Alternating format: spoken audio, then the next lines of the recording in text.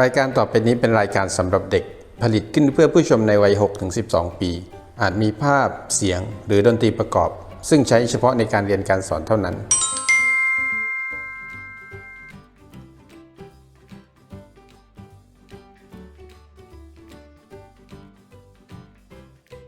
Assalamualaikum warahmatullahi wabarakatuh. Hi guys, welcome back to science class. So last week we already get into our new lesson that it is about life of plants, and we already know that which kind of plants can grow on land, which kind of plants can grow in water, and we know that plants are also living things that it is like human and animals, that plants need important factors for their growing, and we already go into the topic about the important factors of plants, that there are 4 important factors of plants. So the first one is light, and the second one is water, and the third one is air, and the last important factors for plants is nutrients.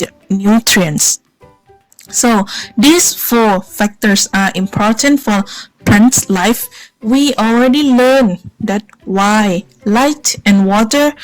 are important to plants, and today we're gonna continue the 2 left that are air and nutrients.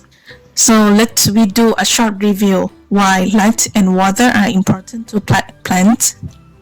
The first one is light. Light is from the sun, and why do plants need light?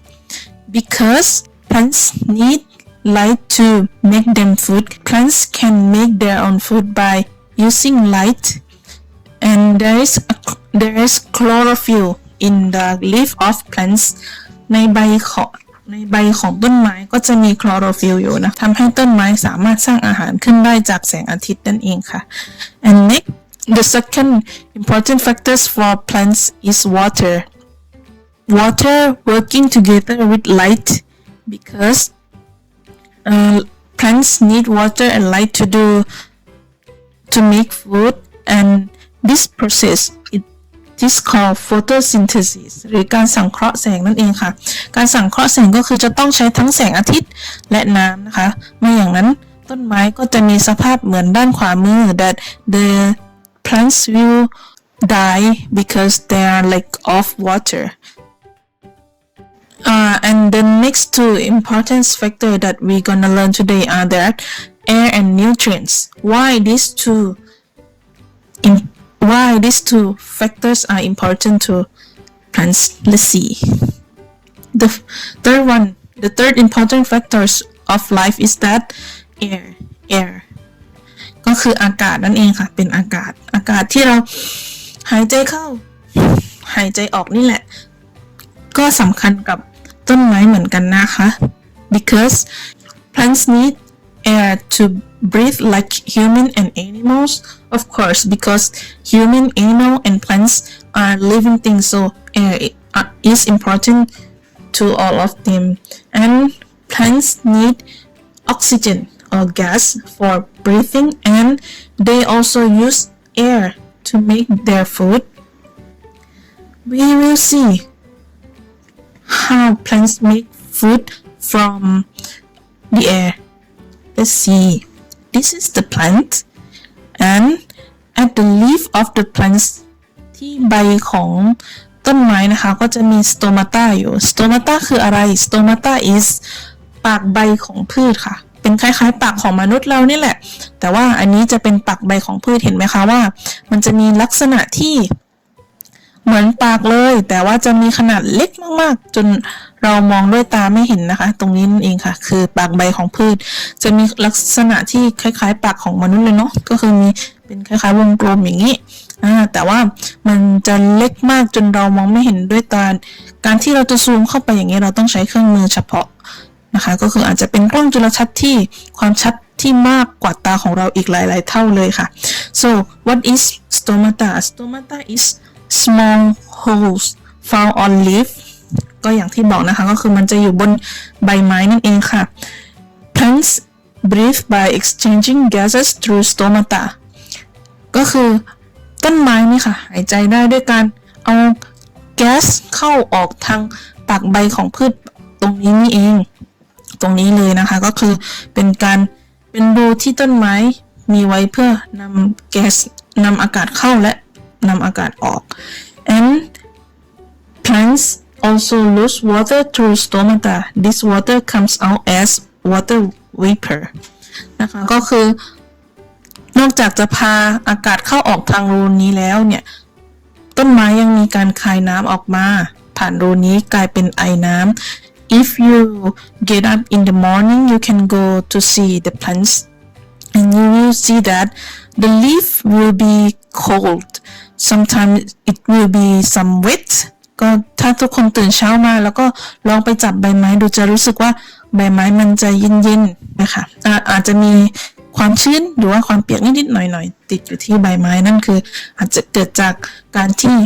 ใบไม้คายน้ำออกมานั่นเอง and do you know that which kind of gas that plants need for their growing there are two kinds of gas the first one is carbon dioxide or CO2 and the second one is oxygen or O2 นะคะทั้งสองแก๊สนี้ที่เป็นคาร์บอนไดออกไซด์และออกซิเจนนะคะทั้งสองแก๊สนี้คือแก๊สที่สำคัญ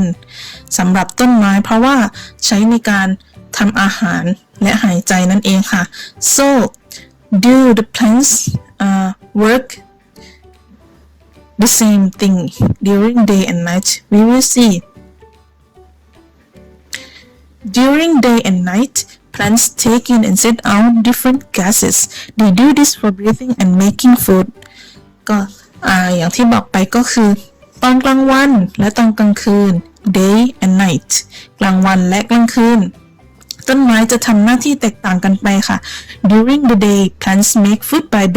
by taking in carbon dioxide and sending out oxygen so if you are under a tree during the day we feel freshค่ะก็ในตอนกลางวันต้นไม้ก็จะมีการดูดคาร์บอนไดออกไซด์เข้าไปนะคะแล้วก็จะคายออกซิเจนออกมาแทนซึ่งถ้าตอนกลางวันเราไปอยู่ใต้ร่มไม้เราก็จะรู้สึกเย็นทีนี้ใครที่มีบ้านอยู่ใกล้ๆสวนลองดูนะคะว่าเป็นจริงไหมทุกคนลองเดินเข้าไปในป่าเดินเข้าไปในสวนของตัวเองเลยค่ะแล้วก็ลองยืนดูสักพักว่าความแตกต่างระหว่างการที่เรายืนใต้ต้นไม้กับความแตกต่างระหว่างที่เรายืนกลางแจ้งมันจะรู้สึกยังไงถ้าเรายืนกลางแจ้งเราไม่มีร่มไม้มาบังแดดให้เราก็จะร้อนแล้ว2ต้นไม้ไม่มีออกซิเจนอยู่ใกล้ๆเราก็จะทำให้เรารู้สึกร้อนแต่ว่าถ้าเราอยู่ใกล้ต้นไม้นะคะนอกจากจะร่มเงาของต้นไม้จะทำให้เราเย็นแล้วเนี่ยออกซิเจนที่ต้นไม้คายออกมาก็จะทำให้เรารู้สึกเย็นด้วยค่ะ and during the night what the plants do at night plants breathe by taking in oxygen and sending out carbon dioxide ในตอนกลางคืนค่ะก็ต้นไม้ก็จะดูดออกซิเจนเข้าไปแล้วก็เมื่อทำกระบวนการในร่างกายตัวเองในส่วนต่างๆของตัวเองเสร็จก็จะคายคาร์บอนไดออกไซด์ออกมา so we should not grow any trees in our bedrooms because there will be less air for us to breathe และเพราะฉะนั้นนี่ถึงเป็นเหตุผลค่ะว่าทำไมเราถึงไม่ปลูกต้นไม้ในห้องนอนของเราเพราะว่าตอนกลางคืนต้นไม้จะคายคาร์บอนไดออกไซด์ออกมาซึ่งเป็นแก๊สที่ไม่จำเป็นสำหรับร่างกายของเรานะคะก็คือเราเนี่ยต้องการออกซิเจนเพราะฉะนั้นถ้าเราปลูกต้นไม้ไว้ตอนกลางคืนคาร์บอนไดออกไซด์ในห้องก็จะเยอะเกินอาจจะทำให้เราเนี่ยหายใจไม่ออกและในที่สุดเราก็อาจจะเกิดปัญหาในด้านการหายใจได้ค่ะ so if you want to grow some plants make sure that plants sending out less of carbon dioxide and the last important factors for plants is that nutrients are also important factors for plants nutrients. We will see. Nutrients are from the soil. For the nutrients are from the soil, and plants need nutrients for their growth. So these nutrients make plants grow quickly. Plants take up nutrients using their roots and send it to other parts of their body. ค่ะก็ nutrients ในภาษาไทยก็จะเรียกง่ายๆว่าสารอาหารนั่นเองเหมือนการที่เรากินอาหารต่างๆเข้าไปสารอาหารที่เป็นจุดเล็กๆที่รวมกันเป็นอาหารก้อนใหญ่ก็จะทำให้ร่างกายของเราเติบโตแล้วก็แข็งแรงได้ต้นไม้ก็เหมือนกันค่ะแต่ว่าต้นไม้จะไม่ได้กินอาหารเหมือนเราแต่จะเป็นการดูดซึมสารอาหารผ่านรากของต้นไม้นั่นเองผ่านรากของต้นไม้ซึ่ง there are three groups of important plant nutrients in soil ในดินเนี่ยนะคะจะมีในดินตรงนี้จะมีสารอาหาร3ประเภทที่สำคัญสำหรับต้นไม้ The first one is primary macronutrients. Primary macronutrients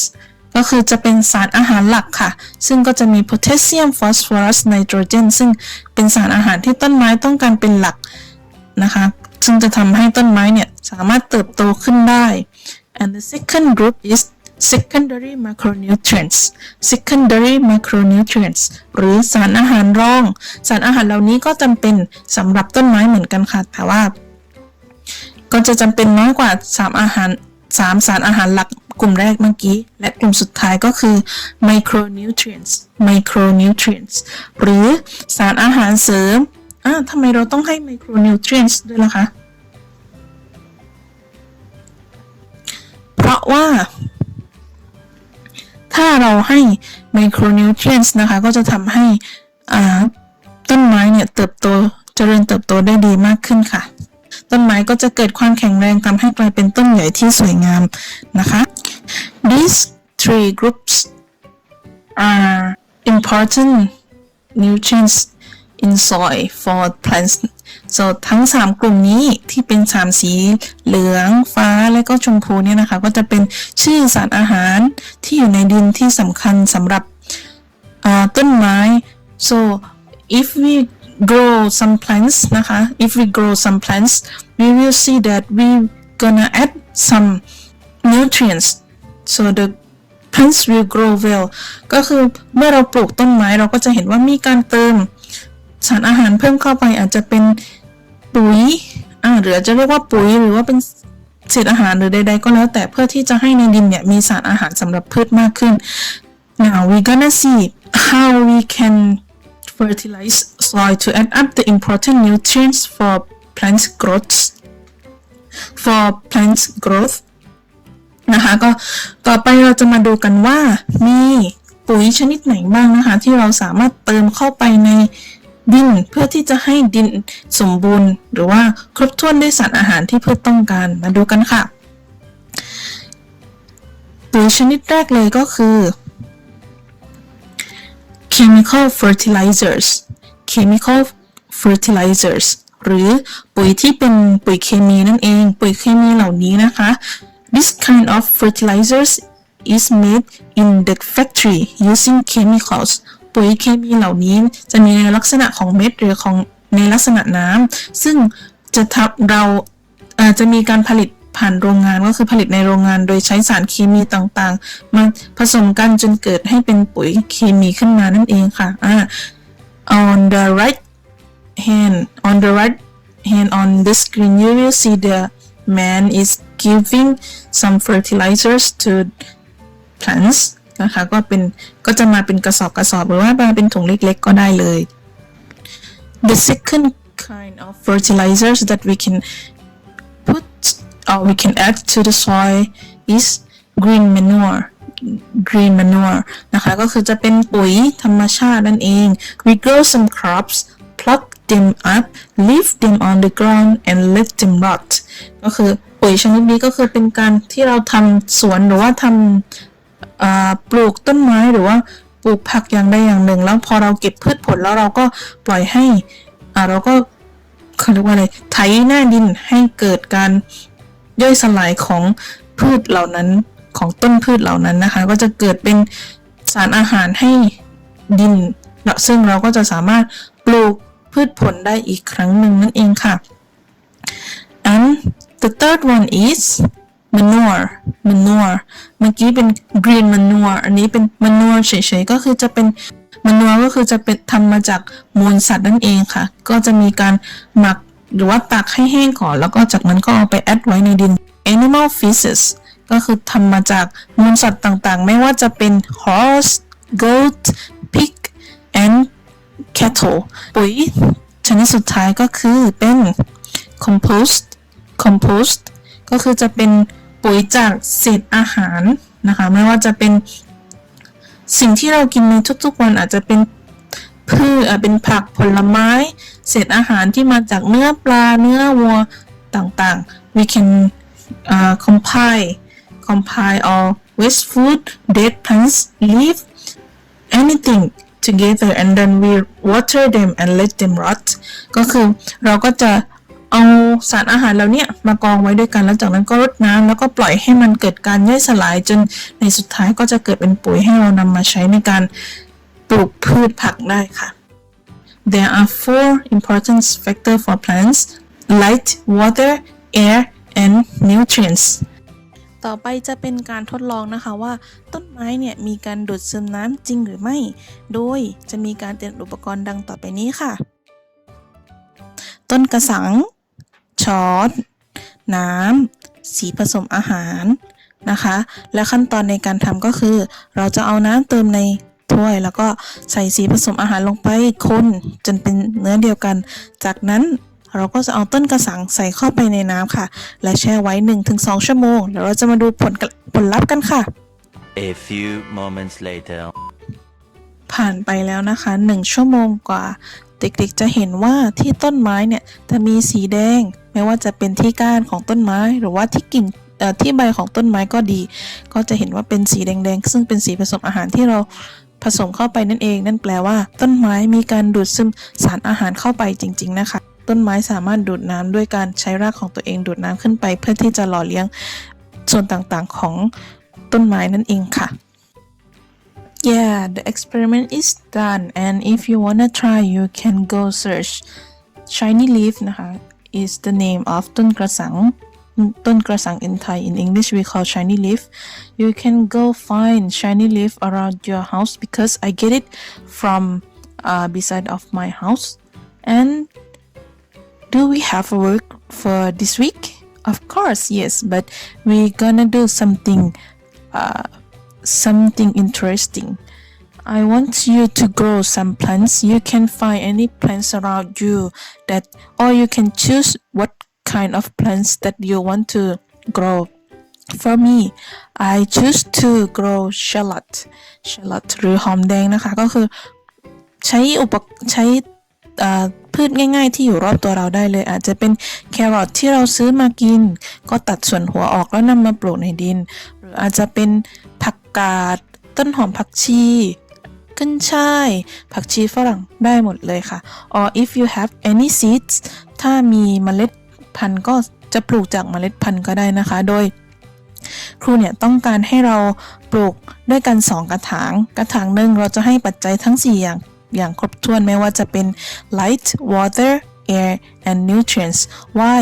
the other pot we will not give anything to the plants นะคะก็จะกระถางหนึ่งจะให้ปัจจัยทั้ง4ครบและอีกกระถางหนึ่งเราจะไม่ดูแลมันเลยก็คือเอาไปใส่ไว้ในดินแล้วก็เราจะดูว่าเอาไปใส่ไว้ในดินแล้วก็หาอะไรครอบแล้วก็เราจะมาดูกันค่ะว่าต้นไม้ทั้ง2ของเราเนี่ยมีความแตกต่างว่าความเหมือนกันอย่างไร so the shallot that I grow in 2 pots and my pots are made a plastic cup and a plastic bottle you can do like I do but if you have any pots you can use your pots นะคะก็คือถ้าใครไม่มีกระถางก็อาจจะเอาขวดพลาสติกมาตัดแล้วก็ทำเป็นกระถางแทนก็ได้ค่ะ so when you can show me by recording your video while you are planning while you are growing the plants or you can do planting and then take a photo of you and I want you to observe your two pots นะคะก็หลังจากที่เราปลูกแล้วเราก็จะสังเกตต้นไม้ที่เราปลูกแล้วก็ you can record on your book by doing a table on your notebook and record the statistic of your plants นะคะก็คือหลังจากที่ทุกคนปลูกต้นไม้แล้วก็ปลูกต้นไม้เรียบร้อยแล้วนะคะก็ให้ทุกคนเนี่ยเอาสมุดวิชาวิทยาศาสตร์ของเราเนี่ยเลือกมาเลยค่ะเล่มไหนก็ได้เอาสมุดวิชาวิทยาศาสตร์ของเรามาแล้วก็ทำเป็นตาราง2ตารางนะคะทำเป็นตาราง3ช่องโดยที่ช่องแรกจะเป็นวันที่ช่องที่2จะเป็นต้นที่1และช่องที่3จะเป็นต้นที่2เหมือนที่ครูกำลังโชว์ในหน้าจอตอนนี้แล้วอีก2อาทิตย์เราจะมาดูกันค่ะว่าผลลัพธ์ของการดูแลต้นไม้ของเราเนี่ยเป็นยังไง so I hope that you enjoy this activity and if you need some help or if you want some help you can ask your parents or you can ask me through your group line นะคะ and yes it's done for this week I hope you enjoy my video and we will see again next week see you guys bye bye assalamualaikum warahmatullahi wabarakatuh อย่าลืมกด subscribe และกดกระดิ่งนะคะ